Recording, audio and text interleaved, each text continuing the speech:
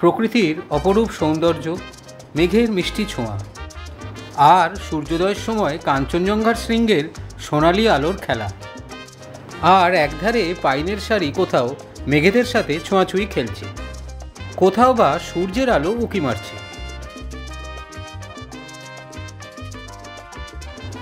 সামনেই গরমের ছুটি পড়ে যাবে, আর এটাই হলো মোক্ষম সময় একটু শান্তির জায়গায় ঘুরে আসা। আর শান্তি মানেই সবার আগে একটাই নাম মাথায় আসে, আর সেটা হলো পাহাড়। হ্যাঁ সত্যি, পাহাড় মানে কিন্তু একটা আলাদাই শান্তি। কোনো ভিড়ভাট্টা নেই, কারোর ব্যস্ততা নেই, প্রকৃতির নিশ্চপতা যেন এক আলাদাই শান্তি দেয়। আর সাথে কাঞ্চনজঙ্ঘার অপরূপ দৃশ্য। চায়ের কাপ হাতে নিয়ে কাঞ্চনজঙ্ঘার দেখার অনুভূতি কিন্তু সত্যিই আলাদা। Good morning. হ্যাঁ, ঠিক এই রকম পরিবেশে আপনি যদি কাটাতে চান তাহলে চলে আসতে পারেন এক কথায় কালিম্পং। কালিম্পং কিভাবে আসবেন, কোথায় থাকবেন, তার সমস্ত তথ্য নিয়ে একটি ভিডিও আমার আগের পর্বে দেওয়া আছে। সেই ভিডিওর লিঙ্ক আমি ডেসক্রিপশন বক্সে দিয়ে দিলাম, কেউ চাইলে একবার দেখে নিতে পারেন।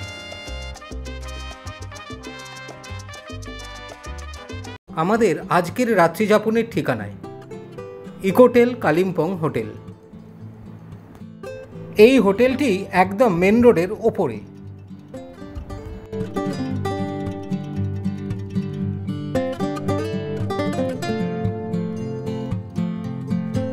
আপনারা যদি কেউ পার্সোনাল গাড়ি নিয়ে আসেন, এখানে গাড়ি পার্কিংয়েরও সুন্দর ব্যবস্থা রয়েছে।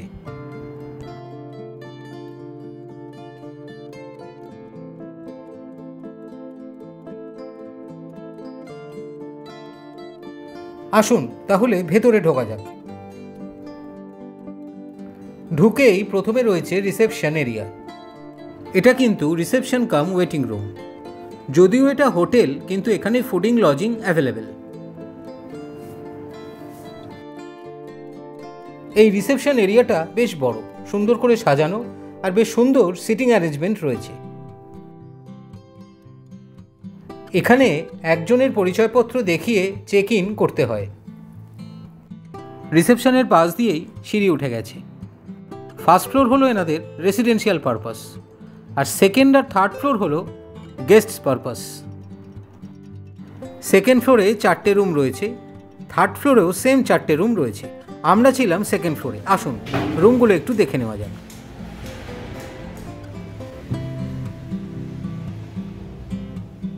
এই যে রুমটা, এটা আমরা থাকছি, আমরা টোটাল 5 জন এসেছি। এই রুমটা আমরা থাকছি, আমাদের ঠিক পাশের রুমে আমার বাকি পার্টনার্স যারা আছেন তারা থাকছে। এই রুমটা হলো 103 নম্বর। এটি হচ্ছে ডবল বেডেড রুম। একটা সুন্দর উডেন কাভার্ডস রয়েছে। এদিকে একটা বিগ লুকিং গ্লাস,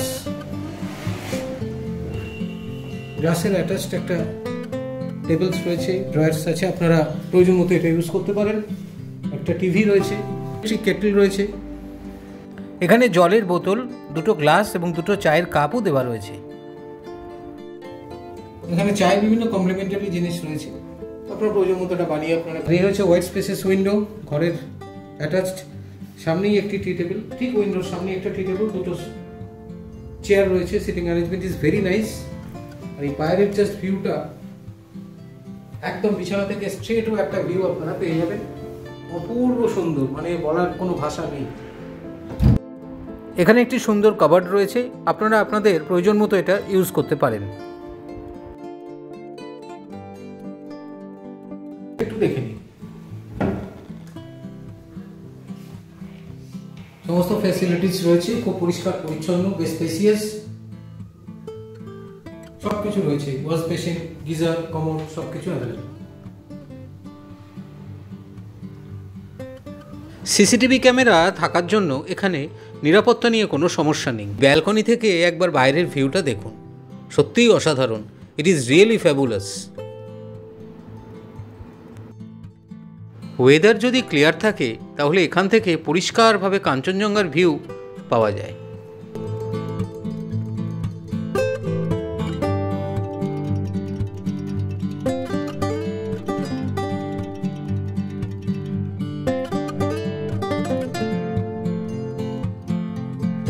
লাঞ্চে ছিল গরম গরম ডাল,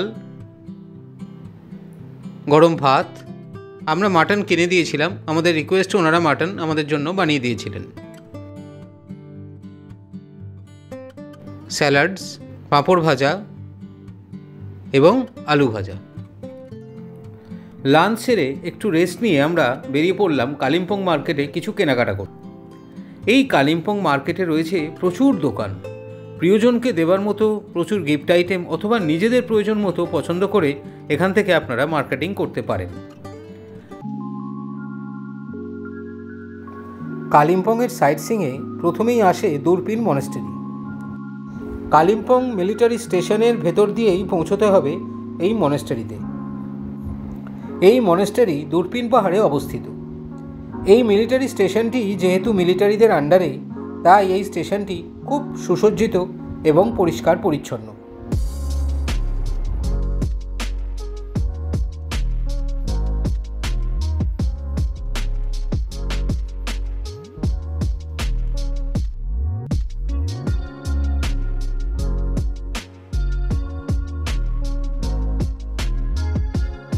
(1970 সালে এই মনেস্ট্রি প্রতিষ্ঠা হয়। দালাই লামা ঠিক তার 6 বছর পর এখানে এসে এই মনেস্ট্রিকে পবিত্র করেছিলেন। সকাল 9টা থেকে বিকেল 5টা পর্যন্ত খোলা থাকে এই মনেস্ট্রি। এখানে এন্ট্রি ফ্রি। এখানে সর্বদা এক পবিত্র নিস্তব্ধতা বিরাজ করছে।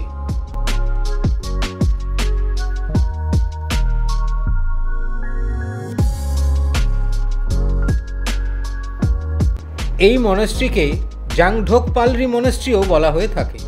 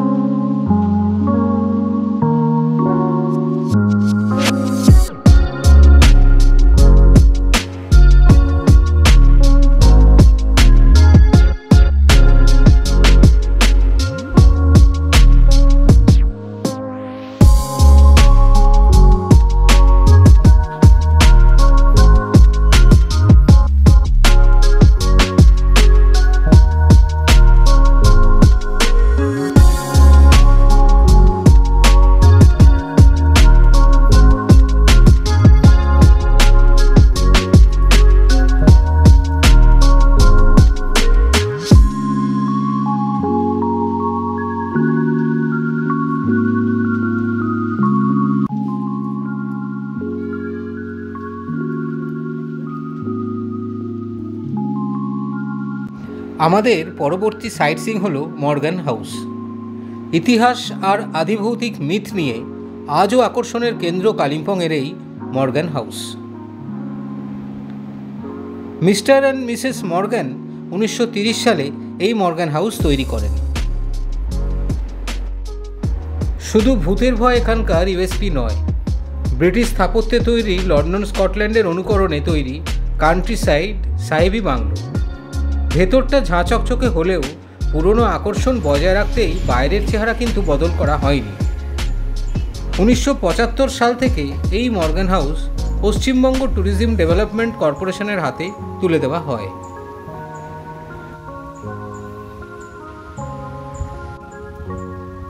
এই মর্গান হাউসের ঠিক উল্টো দিকেই রয়েছে আর্মি গলফ কোর্স।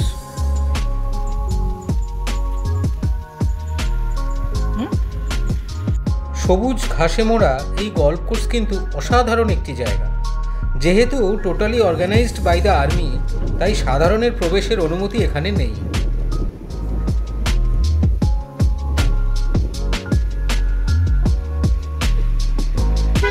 গলফ কোর্সের ঠিক পাশেই রয়েছে গ্রিন গ্যালি ক্যাফে। এখান থেকে গলফ কোর্সের ভিউ কিন্তু দুর্ধর্ষ। আমরা যখন পৌঁছেছিলাম তখন এই গ্রিন গ্যালি ক্যাফে বন্ধ হয়ে গিয়েছিল।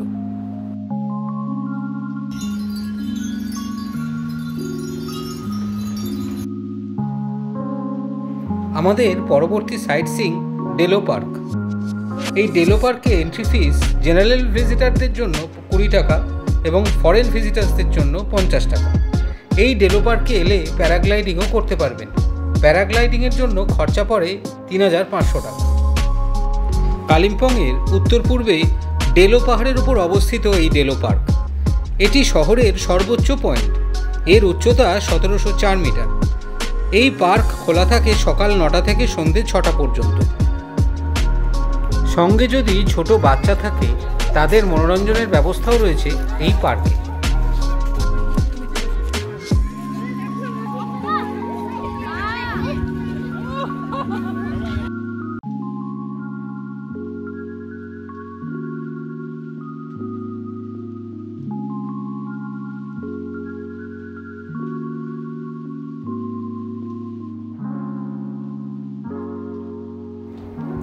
এটি হলো ডেলো সার্কিট হাউস। এখানে আগে থেকে বুকিং করে রাখলে এই সার্কিট হাউসে আপনারা থাকতে পারবেন। তবে সেই সময় যদি কোনো ভিআইপি এসে উপস্থিত হন তাহলে আপনার বুকিং কিন্তু ক্যান্সেল হবে। এই বিষয়টা আমাদের সকলেরই জানা। যদি ওয়েদার ক্লিয়ার থাকে তাহলে এখান থেকে তিস্তা নদী এবং রেলি উপত্যকার গ্রামগুলো এবং কালিম্পং শহর খুব পরিষ্কারভাবে দেখতে পাওয়া যায়।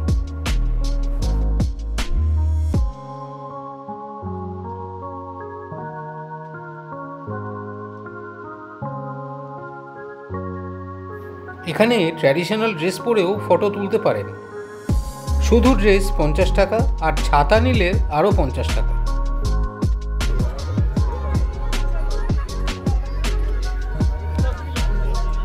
এখানে হর্স রাইডিংয়েরও ব্যবস্থা রয়েছে।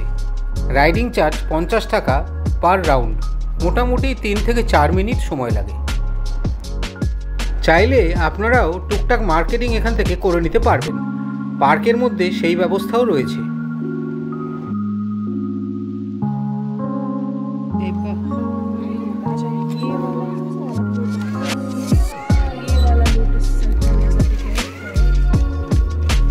যখনই এই ডেলো পার্কে আসবেন তখন বেশ খানিকটা সময় হাতে নিয়ে আসবেন।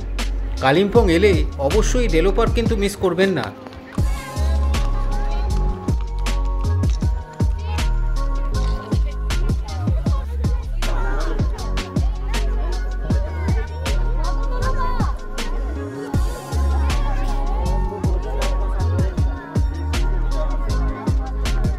আমাদের পরবর্তী এবং শেষ site seeing Kalimpong science centre. এখানে এন্ট্রি ফি 40 টাকা মাথা পিছু এবং গাড়ি পার্কিং 50 টাকা। পাহাড়ের কোলে অপূর্ব জায়গা এই সায়েন্স সেন্টার।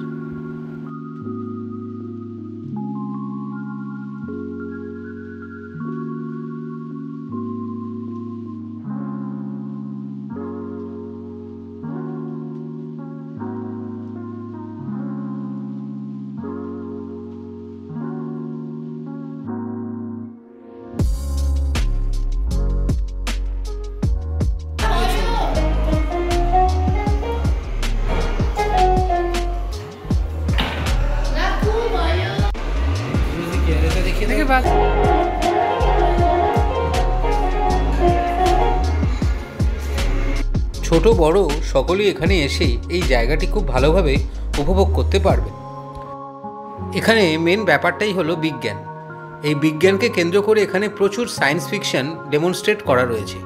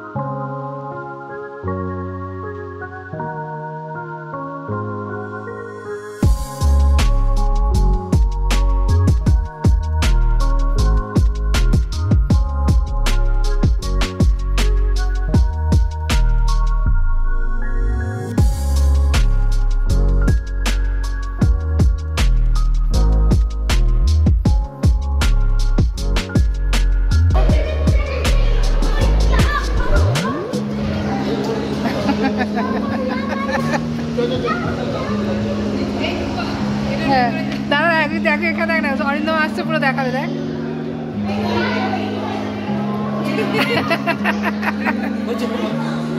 কোনটা রে? এখানে যাবে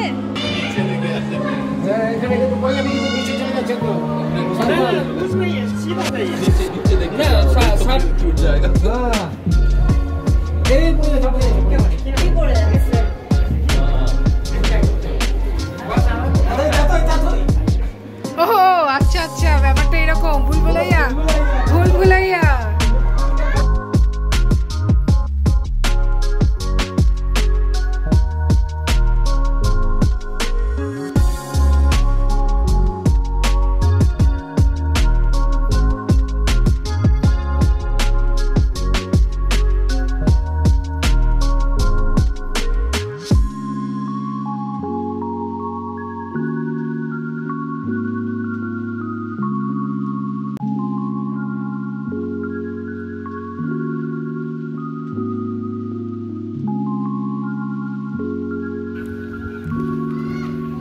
ভেতরটা দেখে এবার আমরা চলে এলাম বাইরেটা দেখতে। বাইরেও বেশ বিজ্ঞানভিত্তিক প্রচুর প্রদর্শনী রয়েছে। এখানে আসলে হাতে অন্তত 2 থেকে 2.5 ঘন্টার সময় নিয়ে আসবেন।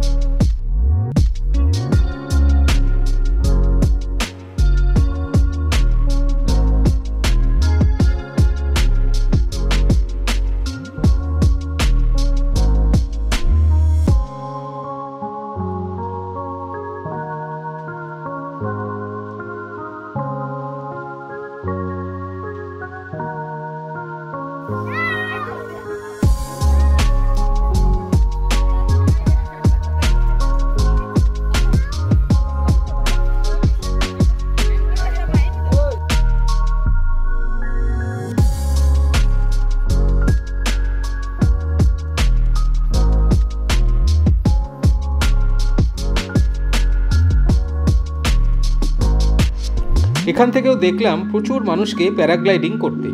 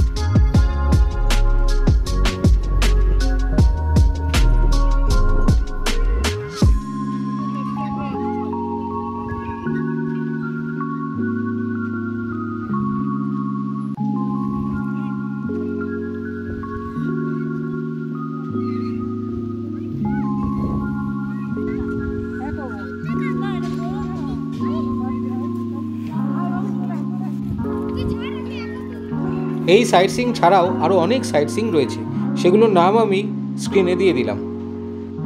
আর 2 রাত 3 দিনে প্ল্যান করে কিভাবে ঘুরবেন সেটাও স্ক্রিনে মেনশন করে দিলাম। সবাই ভালো থাকবেন এবং সুস্থ থাকবেন।